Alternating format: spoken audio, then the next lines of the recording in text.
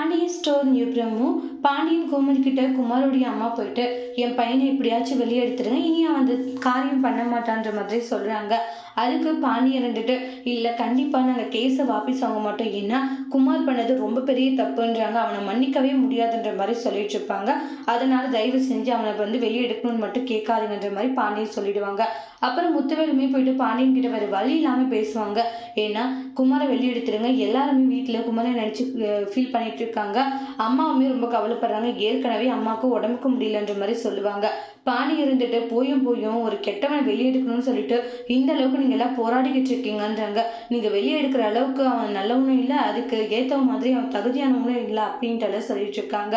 அப்புறமா சக்திவேல் அண்ணன் இவங்ககிட்ட எதுக்கு நான் பேசிட்டேன்றாங்க, எப்படியாச்சும் வெளியே எடுக்கலாம், டே பொறுமையாருடா, நீ இப்படி கத்துறதுனால தாண்டா இது மாதிரி எல்லாம் ஆகுதுன்றாங்க, நான் எப்படியாச்சும் பேசுறேன் அப்படின்ட்டு முத்துவேல் எவ்வளோ பேசி பார்க்குறாங்க. அதுக்கப்புறமா எங்க அண்ணன் கேட்குறாருன்றாங்க. லாஸ்டா இது ஒரு வாய்ப்பு கொடுக்குறேன், மறுபடியும் குமார் இப்படி தப்பு பண்ணா கண்டிப்பா அவனுக்கான தண்டனை பெருசா இருக்குன்றாங்க.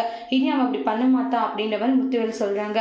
சரி நான் கேஸை வாபஸ் வாங்குறேன் அப்படின்னு சொல்லிட்டு பாண்டி ஸ்டேஷனுக்கு போயிட்டு கேஸை வாபஸ் வாங்குறாங்க. இப்போ பையன் வெளியே வந்துட்டான்னு சொல்லிட்டு குமாரோடைய அம்மா ரொம்ப ஹாப்பியாகிறாங்க. அந்த சக்திவேல் இனி என் பையன் திருந்துவான், இல்லை இனிதான் என் பையனுடைய ஆட்டமே ஆரம்பம்னு சொல்லிட்டு சக்திவேல் பிளான் போட்டுட்டு இருக்காங்க. அதோட இந்த பிரமோவை முடிச்சிருக்காங்க. தேங்க்யூ.